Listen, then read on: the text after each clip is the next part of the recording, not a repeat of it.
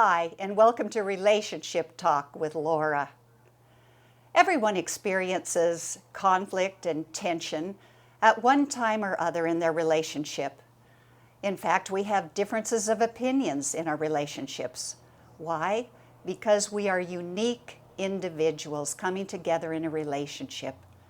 But what differentiates a healthy relationship from a dysfunctional one is the ability to solve problems, the ability to find a win-win solution for both partners.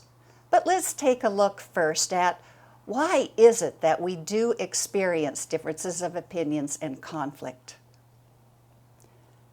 We come from diverse backgrounds and environments, that is for sure, where we have learned different behaviors from our parents, which leads to number 2. Our parents solved problems one way, and perhaps our mate's parents may have solved them a different way. We have different personality types. Some have volatile personality types, hair-trigger tempers, and immediately erupt into anger. We each have different human weaknesses, and so through these weaknesses, sometimes they lead into conflicts.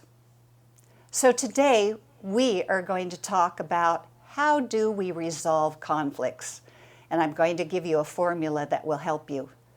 First, let's go to Sue and Jerry Watt, who are going to show us what a dysfunctional relationship looks like in trying to solve a problem.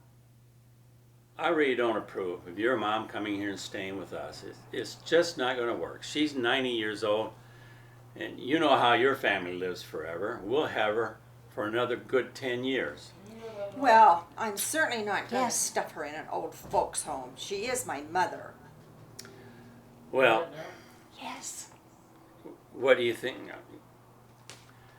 Wait, don't tell me something I don't already know. Oh, stop being so sarcastic. It's so annoying.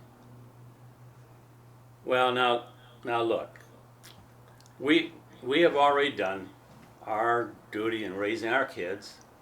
We've gotten them in and out of the house a couple times, and finally I think we got them on their own with education.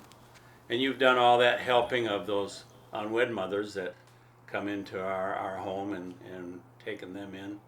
And not to speak of all these exchange students that we've had from. So it's now time for us to spend time with ourselves, and having your mom here just isn't right. I really feel firm about this. Oh, now you're blackmailing me. That's just not fair. I'm not. Come on, I'm not blackmailing you at all. It's just time for us to spend time together, and your mom can go into some assisted living place. No, I am not going to do that. And besides that, if it was your mother, you would be asking me to help take care of her, and you would want to bring her into our home. Hey, that's not true. That's not fair. Oh, No. Oh, yeah? Well, it seems to me that I remember a time when you had me take care of your first marriage, your first wife's son, and then later on you asked me to take care of your ex-wife's 2 kids. You seem to have a short memory. Well, hey, that's something totally different. And how is that different?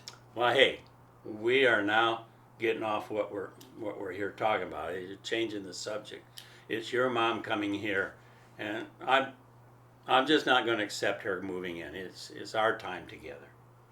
Oh, now you have made me so angry. I could just scream.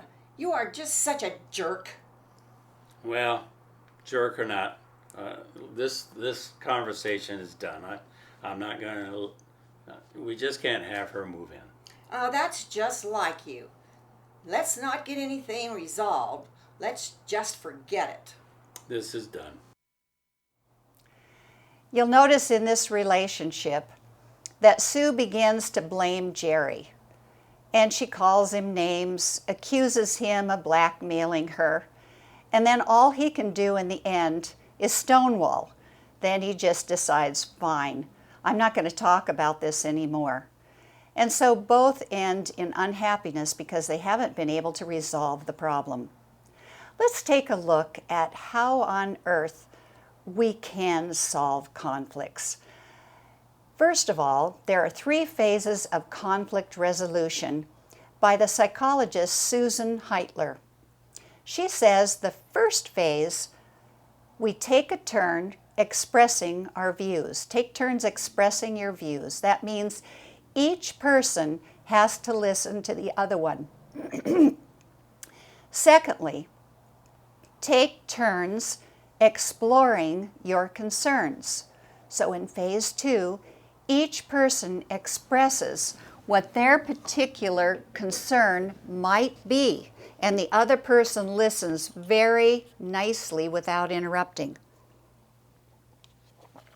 Thirdly, together the couple problem solves and then selects a mutually satisfying solution.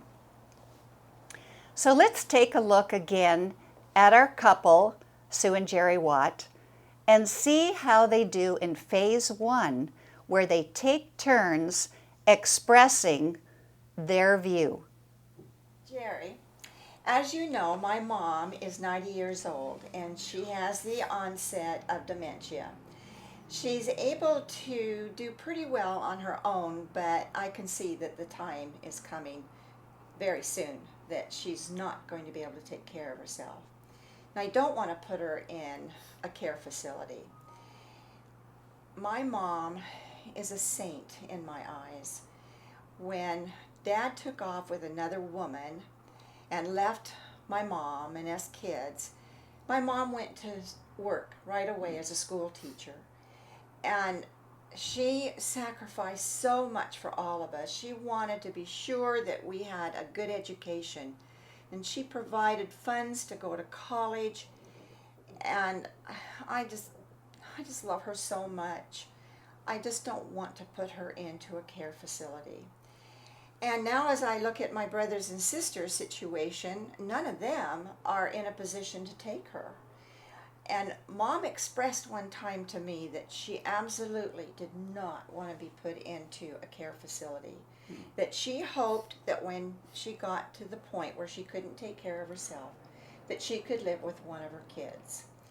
And it kind of looks like I'm it, or rather, you and I are it. And I just don't want to put her into a care facility. I just don't want to. Okay, let's see if I understand what you're trying to tell me. I do know that you do love your mom a lot and you feel you need to take care of her.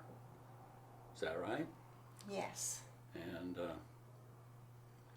because of all the things that she has done for you, you kind of feel that obligation, I think, to take care of her, you tell me. And when you look at the family, there's no one else that is in a position to do that.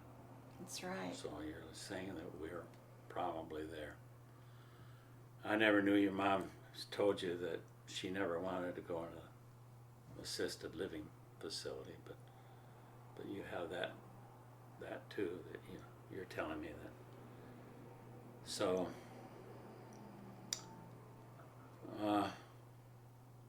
I guess other than that, it's just hoping that maybe we can get someone to come in and help when we have time to ourselves. Yes, I would be willing to do that. We could get an elder care sitter to come in and be with Mom when we want to go on dates or weekends or vacations. Yeah, I would do that. Yeah, I think if that would all happen, I think I understand your point of view. Oh, thank you. Thank you for understanding. You'll notice in this scenario that Jerry really listens intently to Sue. And then just to make sure that he heard her correctly, he tells her, well, let me repeat everything back to you to make sure that I understood exactly what you meant. To which he does, and Sue is very happy about the fact that he listened. And because he repeats it back, that makes her feel as though she was really understood. But now, in this phase, it is Jerry's turn to express his view, and it's Sue's turn to listen. So let's take a look at Jerry. Now it's time for me to express my views. Oh, please do. I do want to hear what you have to say. Well, you know, we've worked many years to raise our family and get them where they are today. You know, they're all educated and they're all out on their own and all hopefully out of the nest, even though they've come back several times. I think we're kind of here on our own. And then you've done some neat things in helping other people out too, which, like those mothers that, you know, were not having a partner, and we took them in and helped them over some tough times, and especially the exchange students we've had. You have that big heart and that willingness to look out for other people, and that's really one reason I love you, honey, and that's really why I married you, and so I think that's good. But now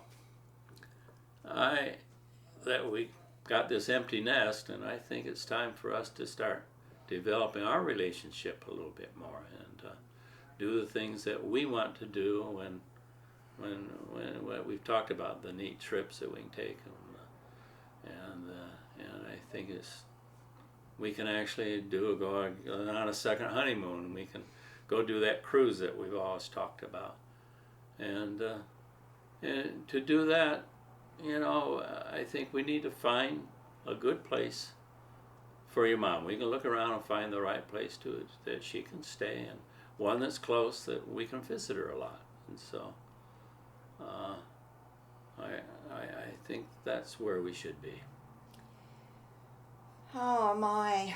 Well, I do understand. I think I understand what you're saying. But let me repeat some of these things to be sure that I have it right. You feel that we've done our part, got everybody out of the house, taken care of others, and now it's time for us to have our own time to be with each other. You want to go on trips with me. That's neat.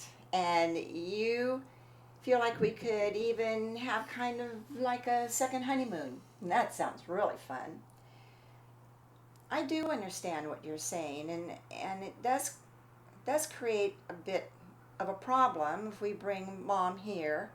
But I would be willing. I would get a care sitter.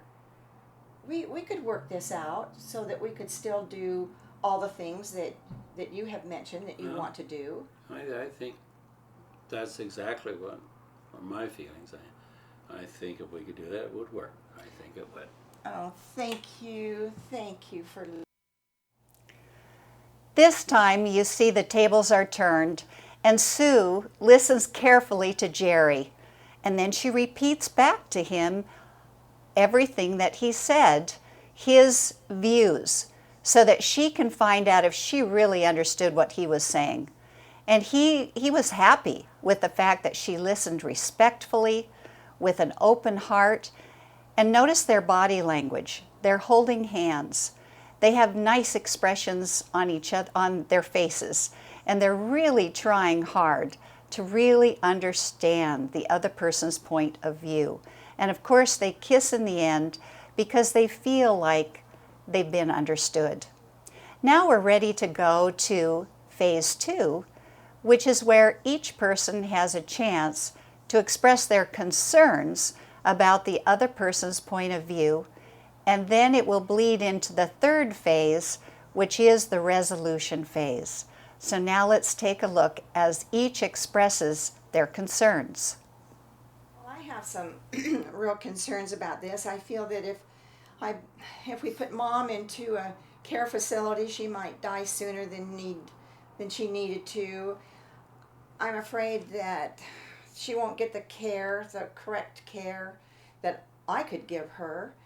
I'm afraid that if those two things happened, I just would feel horrid and I would feel guilty all the rest of my life. I just don't want to put her into a care facility. So I think you're really feeling guilty, aren't you? If she goes in a care facility and doesn't get the care and maybe something happens to it, you feel it's your fault. Is that right? Yes, very much so. And also I know you feel like there's nobody that can take care of your mom like you can. So. Oh, that is so right. That's exactly how I feel. I'm so glad that you understand and that you are willing to listen to me. Thank you so much. Now, let me express my concern. And, you know, your mom's is going to continue to get more feeble and need more and more help. And you don't realize the work it's going to take to try to take care of her. And that's going to just get to be too much, I think, for you and I. Well, how about this? We could bring her home now and get an elder sitter when we needed to. Then, you know, she's pretty much like a baby. She goes to bed at 6 at night and gets up at 9 in the morning, so we'd have our evenings to ourselves. We'd also have some early morning hours to ourselves. And if she gets to the point to where she needs diapers and needs to be turned often to prevent bed sores, then we could get a full-time care sitter to come in and be with her. And then we could still go and do the things that we want to do. Would you be willing to get someone to come in at least part-time? Yes, I would. I could commit to that. With selling her home, and she's got a couple of investments, we could take care of her. We could take care of her, and we could pay the full-time care sitter and any other expenses that might come up. So you say eventually we would get someone full-time that would come in, so that when that time comes. Yes, I would be willing to do that. Well, that sounds like it could work. I think that could resolve both of our situations, and it really would be a win-win for both of us. Oh, I think so too. Thank you so much for caring and for listening. I love you. You'll notice that what started out as opposition in the first scenario gave way to cooperation and a solution at the end. A win-win situation for each of the partners. How wonderful. Now, sometimes it still is hard for some people. They talk over each other and they have arguments. Such was the case with Rose and Calvin, who came to see me in Los Angeles. They would fight, overtalk each other, until finally I gave them the Native American talking stick to use in their relationship. What on earth is a Native American talking stick? I'm going to tell you about it right now. There is a Sioux legend that goes like this. The grandmothers were put in charge of the little children of the Sioux reservation as the parents went out hunting and gathering berries and fruit. Unfortunately, a magpie and a crow were so noisy outside of the lodge where the children were sleeping. Now, it's very important in Sioux legend that the children gather all the dreams and visions that they can before they grow up. So the grandmothers tried to shoo away the magpie and the crow as they were fighting with each other. Caw, caw, cack, cack, cack, cack, cack, caw, caw, caw, cack, cack, cack. Of course, it was going over the top of each other. And they were so loud. The grandmothers tried to shoo them away, but they wouldn't leave. Finally, they turned to the eagle and summoned the eagle to come and solve their problem. The eagle is a sacred bird and represents wisdom and problem-solving abilities. And so the eagle came to their rescue. However, the crow and the magpie kept fighting, and they flapped their wings, and they would not listen to the eagle until finally they hit the eagle, and the eagle dropped one of his sacred feathers onto the branch of the low tree. Oh, all of a sudden they stopped, they swooped down together to pick up the feather, and they looked at each other in their eyes and were ashamed of what they had done. Magpie immediately apologized to the eagle. I am so sorry that I injured you and that you lost one of your sacred feathers. I am so ashamed. I was trying to have my point of view heard, and I couldn't even listen to the crow. The crow was amazed at the humility of his adversary, the magpie. They had been fighting over whose tree was whose and who could build a nest in which tree. And so the crow, too, humbled himself before the eagle. I am so ashamed. This is the worst thing that I have ever done. Please forgive me. And so the eagle turned to the grandmothers and gave the grandmothers his feather and said, take my sacred feather and make it into a talking stick. Adorn it with my feathers and make it beautiful so that from here on out, no Sioux will ever fight. Instead, they will be respectful of each other and use the talking stick to resolve problems. And so the talking stick was born. And this is used and has been used for generations by Native Americans around America to solve problems, to use at war councils, to use even with negotiating with the United States of America. So how does the talking stick work? Well, in the Native American ceremonies, when the chief spoke, he would hold the talking stick and no one was allowed to interrupt him. No one was allowed to speak. And then, when he was finished, he would pass the talking stick to another to speak. Even to the lowest, even the youngest of the Indian braves could have their opportunity to speak with the talking stick, so that each had his chance to give his point of view, and each was seen as important. And so it is so in our relationships with each other. If necessary, we can use the Native American talking stick. Now, Sue and Jerry didn't need it. They didn't interrupt each other and they were respectful. But this is great for interrupters. So you can either make your own together or use a pencil or something else to symbolize the talking stick. Let's take a look at some basic rules for conflict resolution. Rule 1, set a time when emotions are in check. Wait until you have calmed down. Number 2, decide on a place that is comfortable for both of you and is free from distractions. That means turn off the TV, turn off the computer. Don't have your cell phones with you. Make sure they're turned off. 3, do not interrupt the other person knowing that you will also have a turn. 4, listen respectfully to each other's views. Use a Native American talking stick if you need it, and remember the wisdom of the eagle.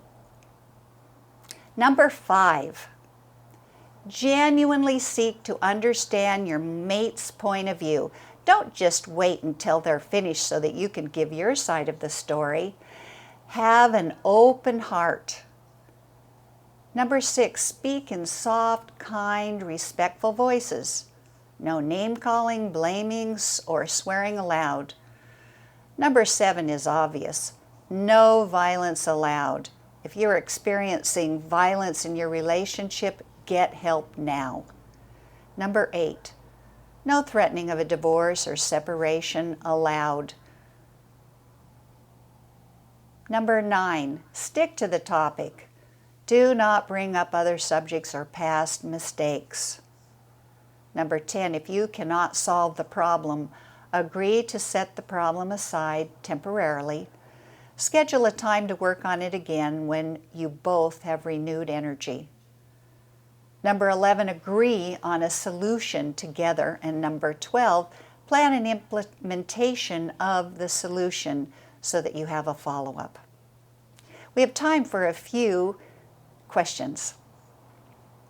Question number 1, Karen from Los Angeles. My husband and I have tried to use your conflict resolution system. We use the talking stick. We take turns listening and repeating back until the other person feels that they are understood. But when it comes to resolution, we still insist on our own way and can't compromise or even come up with another solution. What is our problem? Shh! It's very simple. Your ego is in the way of the resolution. This is very true. Your problem is that you have an ego, that all you think about is your own answer. And so you're not opening up your heart and truly listening to the other person. I recommend that you watch this show together. Shelley from Seattle, Washington. My husband and I use the talking stick, but my husband is a talker. One time he talked for 3 hours. Yikes! No kidding. He held the talking stick and kept talking. I repeated back and felt that I was attentive, but he kept talking. What do I do in cases like this? Time out! That's exactly right. Take a time out. I recommend that you have a timer and set the timer for 30 minutes, no longer than 30 minutes. And trust me, your husband will learn to have his points all ready to go. If he has to write them out and put them on a clipboard and then express each one, that's perfect. But you need to learn how to be succinct. And then I recommend you watch the show together. Sienna from Los Angeles. Since we came to see you, we have been using your problem resolution techniques. But the issue is the follow-through. We are both terrible at doing the things we decided on. What should we do? You can do it. You can do it. Yay! You can do it! I am your cheerleader and you can do it. First of all, you need a calendar. Set out a reasonable time at which whatever the resolution was needs to be accomplished. And then have follow-up with each other. You should be having weekly meetings with each other every Sunday night and go over your goals, what you decided on, and check in on it. And pretty soon it will come through and you will have good follow-through. Our next question is Minamina from Honolulu, Hawaii. We are trying to use problem-solving techniques, but we both slip into name-calling, swearing, and yelling. What should we do? Time out! That's right. Take a time out, cool down, and then set another time at which you can go over what it is that you each want to talk about. And I recommend that you write down your points and stick to the topic. If you need to write out the whole presentation, do so. And then you will have a nice problem-solving time with each other. Ruth from Los Angeles. We have been practicing the conflict resolution technique for 5 years now, and I'm happy to report that we are more in love with each other than ever before because we can solve our problems now. Thanks, Laura, for the counseling you gave us 5 years ago. Hallelujah! Hallelujah! Congratulations, Ruth. I'm so happy that you are practicing the problem-solving techniques that are described in this program and that you are doing well. I hope that all of us can practice problem-solving techniques because that is truly what makes a healthy relationship. Look at this program over and over until these techniques just become automatic to you and you have an automatic problem-solving mechanism within yourself. Take care, have a great week, and make your relationships great.